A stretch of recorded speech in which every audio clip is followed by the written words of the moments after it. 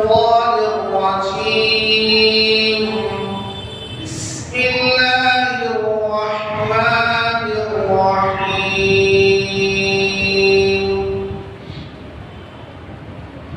فمن اعتدى عليكم فاعتدوا عليه بمثل ما اعتدى عليكم واتقوا الله إن الله مع المتقين. وقال النبي صلى الله عليه وسلم إذا فسد أهل الشام فلا خير فيكم أو كما قال عليه الصلاة والسلام.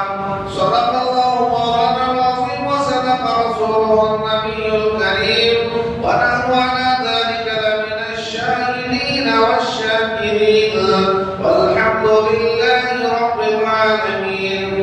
اللهم صل على محمد النبي الأمي وعلى آله وأصحابه وأزواجه وذريته وأهل بيته وسلم تسليما كثيرا كثيرا. سبحان ربك رب العزة عما يصفون وسلام على المرسلين والحمد لله رب العالمين.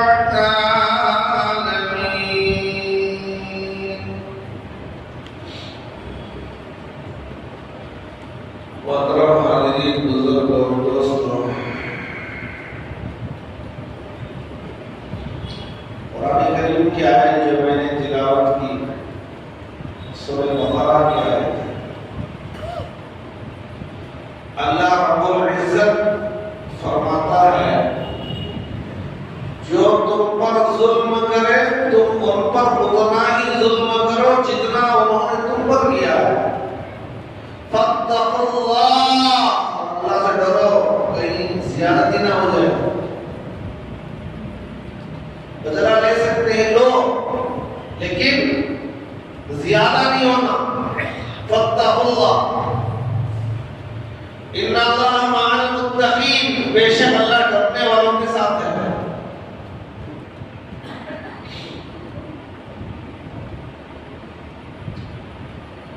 तो मेरे भाइयों, अल्लाह ताला हालात बताते आ रहे हैं।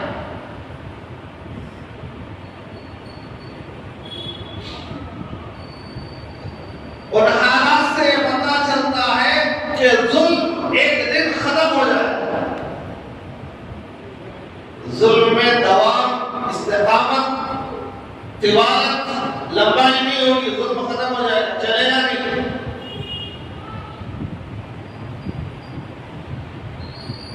आज से चंद साल पहले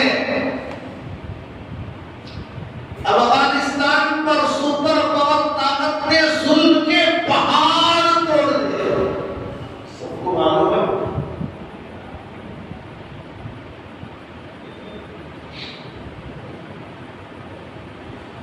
अमेरिका का वर्ल्ड ट्रेड सेंटर खत्म किए बोलकर निशाना बनाकर अफगानिस्तान पर जुल्म के पहाड़ तोड़े गए। नतीजा क्या हुआ? सुपर पावर को अल्लाह ने जीरो पावर, हालात ऐसे बने, अल्लाह ने सुपर पावर को जीरो पावर बनाकर अफगानिस्तान छोड़कर जाने पर मजबूर कर दिया। और सुपर पावर का नारा लगाने वाला, जिसे अपनी मिलिट्री पर ताकत, जिसे अपनी ताकत पर गुरूर छोड़कर बोला।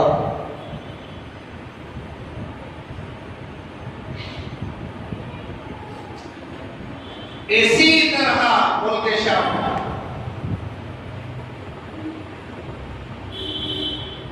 2000 से, उससे पहले से मुल्क शाम पर जुल्म सितम के पहाड़ तोड़े जा रहे थे। और ऐसा जुल्म दुनिया ने कभी देखा नहीं। 17 साल की बच्ची को जेल में बंद कर दिया जाता, फिर वो बाहर आती तो 4-5 बच्चों की मां मां के साथ बैठा।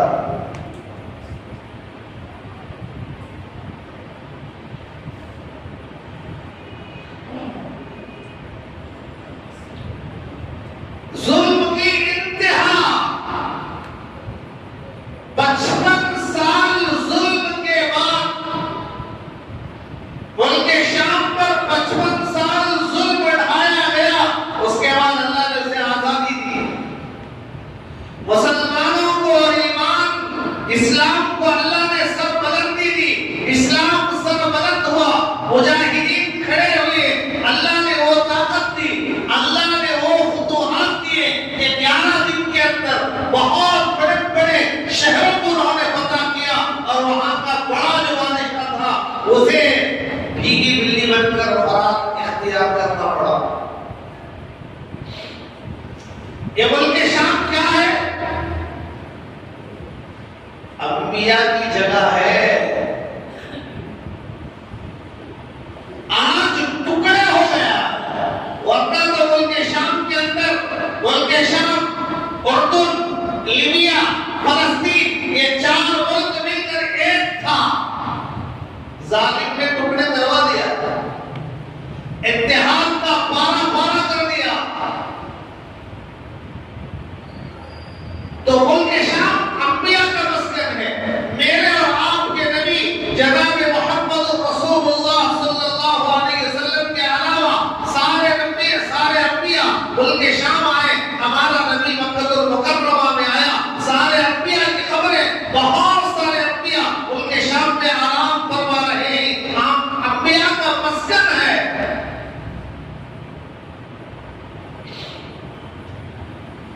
हुजूर ने फरमाया जब शाम में फसाद शुरू होगा तो तुम में कोई खैर नहीं होगा। हदीस के अल्फाज पर गौर करो, इज़ा फसदा अहलुश शाम फला खैर फीकुम। जब मुल्क शाम में फसाद शुरू होगा तो तुम में कोई खैर नहीं होगा। यानी सारी दुनिया में अगर खैर रहना है तो मुल्क शाम में खैर करना जरूरी है। मुल्क शाम में खैर हो तो सारी दुनिया में खैर होगा। मुल्क शाम में अगर खैर नहीं है तो सारी दुनिया में खैर नहीं होगा।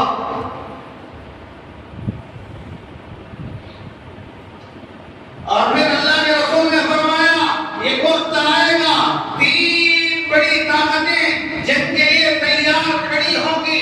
एक यमन से, एक इराक से, एक शाम से।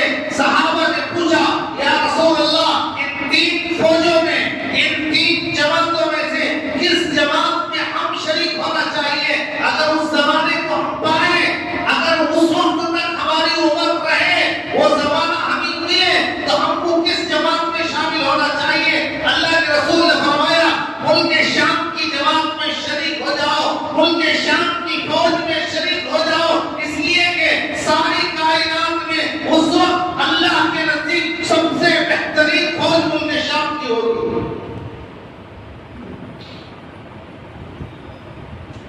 और सारी दुनिया में जो अल्लाह के खास बंदे होंगे वो हिजरत करके मुल्क शाम चला जाएंगे। एक हिजरत अल्लाह के रसूल के जमाने में हुई थी, एक हिजरत क़यामत के करीब होने वाली है।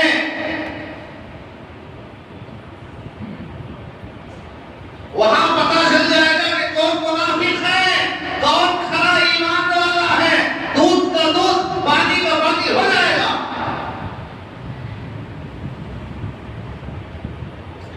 सारी दुनिया से अल्लाह की जो खास बंदे हैं वो हिजरत करके मुल्क शाम पहुंचे। अल्लाह के रसूल ने फरमाया हज़रत मेहदी का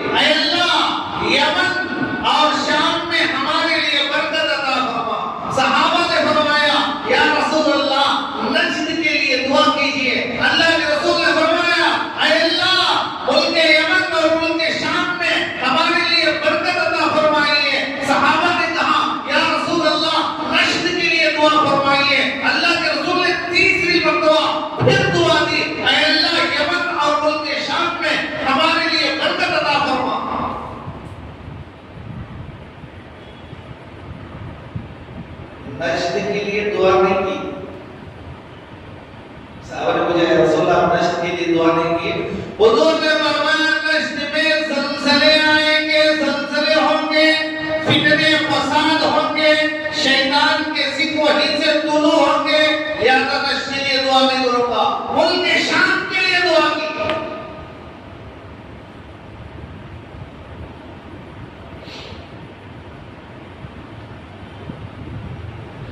मुल्क शाम हुजूर के जमाने में मुल्क शाम पता नहीं हुआ। इस्लाम जजीरतुल अरब में था। नक्शा उठा कर देखो, गंदे गंदे फोटो देखने के बजाय मोबाइल में जाकर ज्योग्राफिया मार्कर खोलकर वहां का नक्शा देखो, जजीरतुल अरब का आपके सामने आएगा। जजीरतुल अरब से अगर इस्लाम बाहर जाना है तो जजीरतुल अरब के मशरिकी तरफ ईरान है, मगरिबी तरफ रूम है।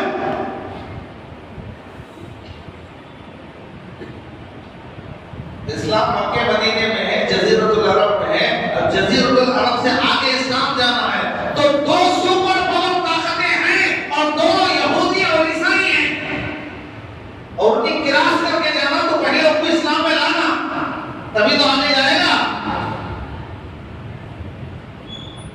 तो जजीरतुल अरब से इस्लाम को आगे बढ़ाने के लिए अल्लाह के रसूल ने खुतूत लिखा बादशाहों के नाम, उसमें सबसे पहला नंबर उनके शाम का था। शाम हुजूर के जमाने में ईसाइयों की बस्ती थी, लेकिन यहूदियों की निगरानी में चलती थी। हिरक़्ल उसका बादशाह था। हुजूर का खत पहुंचा, इस्लाम लाओ, तस्लीमो तस्लीमो। हुजूर के खत का असर इतना हुआ, हिरक़्ल मुसलमान हो रहा था, लेकिन पूरे के पूरे दरबारी खिलाफ हो गए। तो उसने अपने ओहदे को बचाने के लिए, अपनी कुर्सी को बचाने के लिए वो इस्लाम नहीं ला सका।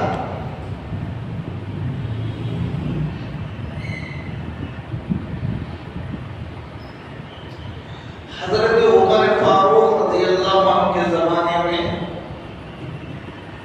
8 हिजरी में सुलह हुदैबिया के बाद हुजूर ने हुकूमत का सिलसिला शुरू किया। 9 हिजरी में ईरान से जंग होने वाली थी, लेकिन जंग नहीं हो सकी। तो हज़रत उमर फारूक रज़ियल्लाहु अन्हु के ज़माने में जंग हुई तो मुल्क शाम फतह हो गया, रोम फतह हो गया। रोम की कैपिटल सिटी मुल्क शाम। 1250 साल इस्लाम था, 1250 साल। कहां? मुल्क शाम में। 20वीं सदी में मगरिबी ताकतों और बरतानियों के गंदी सोच और गंदी नजर उस पर पड़ी। उनके शाम पर, जिसे सीरिया कहते हैं,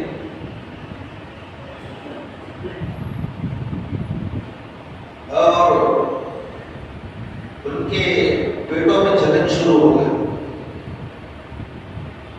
खिलाफत उस्मानिया है, इस्लामी निजाम है। जैसे अफगानिस्तान में इस्लामी निजाम चल रहा था तो अमेरिका को बर्दाश्त नहीं हो सका। मेरे करीब में इस्लामी निजाम,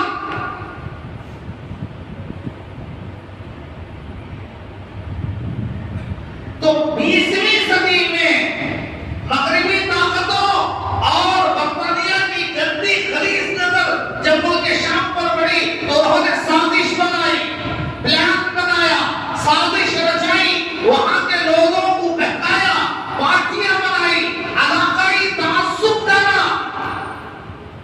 क्या इलाकाई तासुब हो गया? हमें कर्नाटक वाले, आंध्र वाले मारे तो हमला किया, तमिलनाडु वाले मारे तो हमला किया, केरला वाले मारे तो हमला किया, गुजरात वाले मारे तो हमला किया, दिल्ली वाले मारे तो हमला किया, कश्मीर वाले मारे तो हमला किया। ये इलाकाई तासुब। हमारा भाई यमन वाले अलग हैं, शाम वाले अलग हैं, हमारा भाई ये चीज उसने डाला। बर्तानिया इलाकाई तासुब डालकर खिलाफत उस्मानिया को कमजोर कर दिया, और वहां के आवाम की ज़हन साजी करके कहा कि तुम कहो कि हमें कंट्री बनाएंगे, हमें अलग मुल्क बनाएंगे। 8 मार्च 1920 में मुल्क के शाम के अंदर नारा बुलंद हुआ, हम मुल्क के शाम को अलग कंट्री बनाना चाहते हैं, खिलाफत उस्मानिया को रद्द करते हैं, हम इसकी हुकूमत हमें पसंद नहीं है, हम इसके साथ बर्दाश्त नहीं करेंगे, हम इसके साथ निवाह नहीं करेंगे, हमें जरूरत नहीं है, ये नारा लगाए, हुकूमत को गिराया 8 मार्च 1920 के अंदर। और ये सब कुछ हो रहा था फ्रांस के भरोसे पर। फ्रांस हुकूमत गिर गई, नई हुकूमत बैठ गई। अब जरा सोचो, जब नई हुकूमत बैठती है तो संभलने में कितने दिन लगते हैं? 2-3 दिन में संभाल जाता, 2-3 दिन में तरक्की कर लेता। ये घर छोड़ दो, उधर को गए तो धंधा जाने में 4 दिन लग जाते, सामान बनता है दिन और धंधा खत्म होने में 8 दिन लगते हैं। अब मुल्क में हुकूमत बदल रही तो क्या हाल? 8 मार्च को हुकूमत गिरी, नई हुकूमत बैठी फ्रांस के इशारे पर, उसी के भरोसे पर। लेकिन फ्रांस ने 11 मार्च 1920 में 8 मार्च और 11 मार्च कितने दिन का फर्क हुए? कितने 3, 9, 10, 11 3 दिन के अंदर फ्रांस ने मुल्क के शाम पर हमला कर दिया। 80,000 फौज लेकर, नई जो हुकूमत थी उसके पास 20,000 थे, 20,000 80,000 आए तो क्या करेंगे? कुछ भी नहीं कर सकेंगे। तो 20 लाख शामी मुसलमानों को शहीद कर दिया, 20 लाख। फ्रांस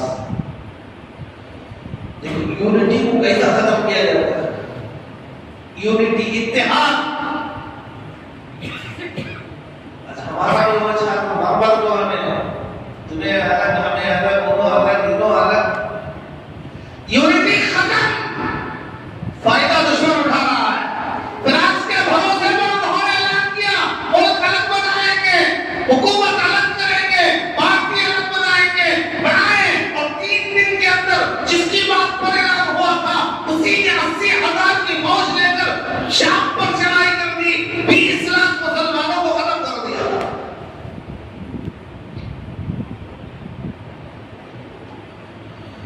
उन्नीस 1924 में जब स्टालिन रूस का सदर बना, रूस,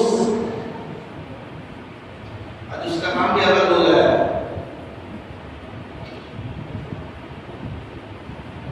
स्टालिन वहां का गवर्नर बना, तो उसने मुल्क के शाम के मुसलमानों को 5 करोड़ मुल्क के शाम के मुसलमानों को खत्म करवा दिया। 1924 भाई मैं आपको पाया रोटी खिलाने के वास्ते नहीं बैठा हूं, अल्लाह के वास्ते सोने वाले जाग जाओ।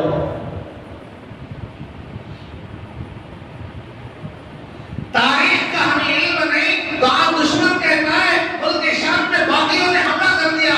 अरे तू नाजायज औलाद है, वो बागी नहीं, वो मुजाहिदीन है।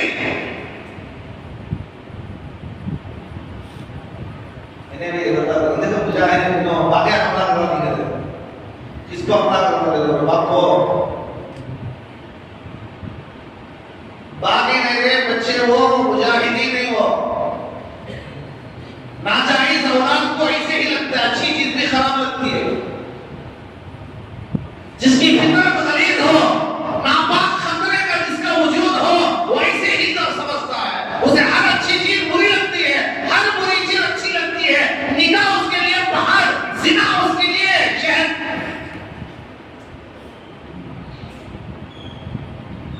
तो 1924 में स्टालिन ने 5 करोड़ मुसलमानों को खत्म कर दिया मुल्क शाम में, और अफगानिस्तान के 10 लाख मुसलमानों।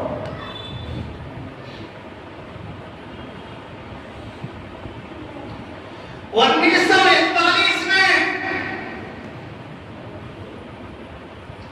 अक़वाम मुत्तहिदा सारे मिलकर स्टालिन पर दबाव डाले रूस के सदर पर, उनके शाम को तेरे कब्जे से निकाल छोड़ो, नहीं तो हम सब तेरे पर चढ़ाई कर देंगे। अक़वाम मुत्तहिदा, सुप्रीम कोर्ट से आगे अक़वाम मुत्तहिदा, वहां भी बात नहीं चल रही है तो आगे अक़वाम मुत्तहिदा है, फायदा कुछ नहीं। तो अक़वाम मुत्तहिदा ने 1940 में ये हुक्म भेजा, उस पर दबाव डाला, तो उसने उनके दबाव की वजह से डर कर उसने मुल्क शाम को अलग कर दिया। तो 1961 में मुल्क शाम खुद एक मुल्क बन गया।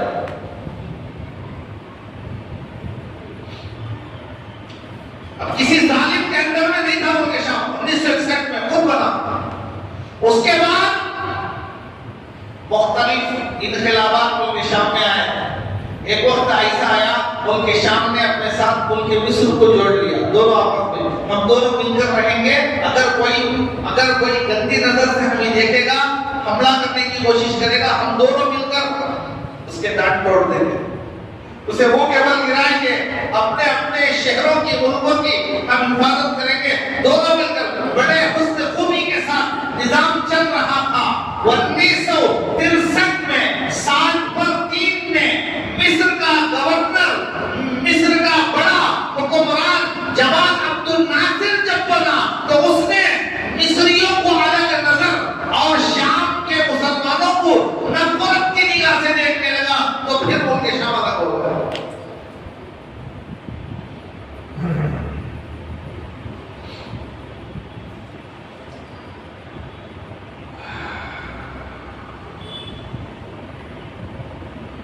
और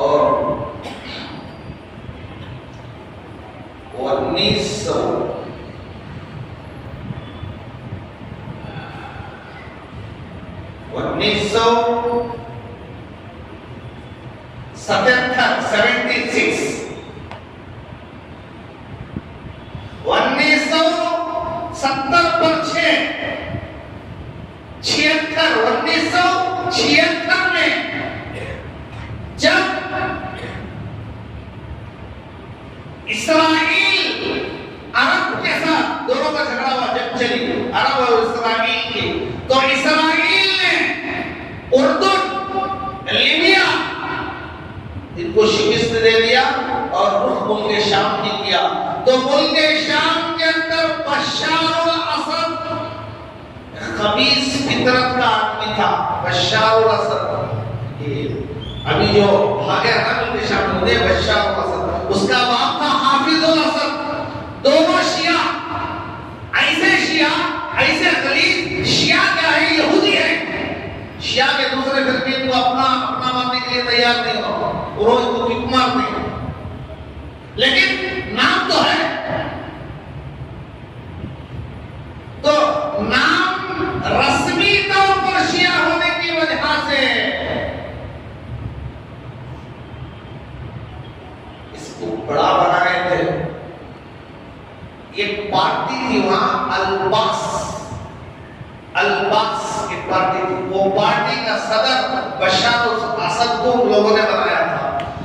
जब इस्राईल यहूदी लीबिया को हरा दिया, मुल्क शाम की तरफ रुख किया, तो ये गलीज फितरत कीड़ा, ये खबीसुन नफ्स, ये गंदी नस्ल और गंदी ज़हनियत, हरामखोर, जिसकी नस्ल सही नहीं, इस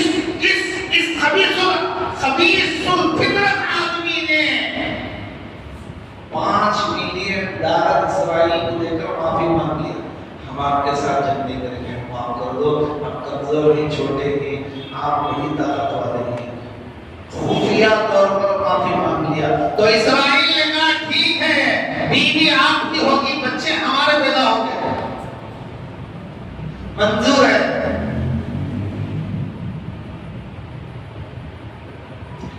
यानी मुल्क में बादशाह आप नाम के लिए रहेंगे, हुक्म हमारा चलेगा। तो उस बेगैरत बुज़दिल ने मान लिया, मंजूर है जनाब। इसकी इस हालत को देखकर 1973 75 के अंदर 70 पत्ती 73 1973 में अल्बास जो पार्टी थी उसमें इंतशार हो गया और 1980 के अंदर बशारुल असद हाफिजुल असद पर हमले किए गए, लेकिन हमला नाकाम हुआ। तो उसने हम चौकन्ना हो गए, देखा किसी ने मारने की कोशिश कर रहा है। मुल्क के नौजवानों की एक जमात तैयार हो गई थी जिन्हें हुमात कहा जाता है, हुमात मुजाहिदीन। इसने देखा इनसे तो मेरे लिए खतरा है,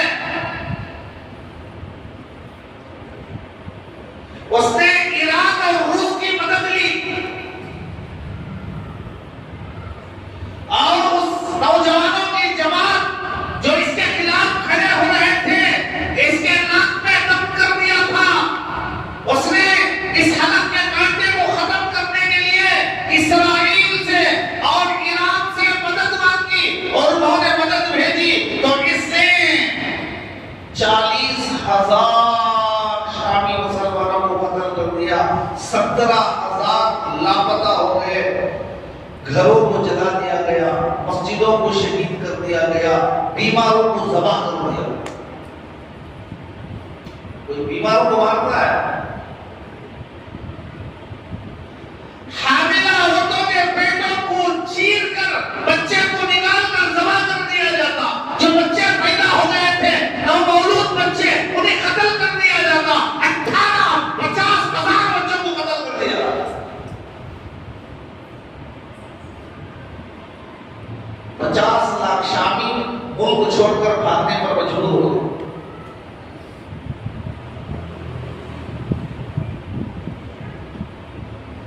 इस जालिम ये जुल्म करता 10 जून 2000 को खत्म हो गया। ये गंदा कीड़ा दुनिया से खत्म हो गया। तो उसके बाद क्या होगा, लेकिन वक्त तो रहा है, यहाँ तक रोको। उसके बाद उसका बेटा है बशार और इंशाअल्लाह आइंदा जुमा करने की कोशिश करूंगा। अल्लाह ताला हमको माफ सुनी बातों पर अमल की तौफीक अता फरमाए। एक मसला सुन लो, सब देख रहे हैं। आज मुझे जनाजे में जाना है, नमाज में शिरकत करना है, वक्त नहीं है, इसलिए बात जरा जल्दी खत्म कर रहा हूँ। मसला ये है, लोग पूछते हज़रत जन्नत के 8 दरवाजे अल्लाह बनाया, जहन्नम के 7 दरवाजे, कई को तुम्हारा मां कितने बेटे? 2, एक बच्चे कितने? कई को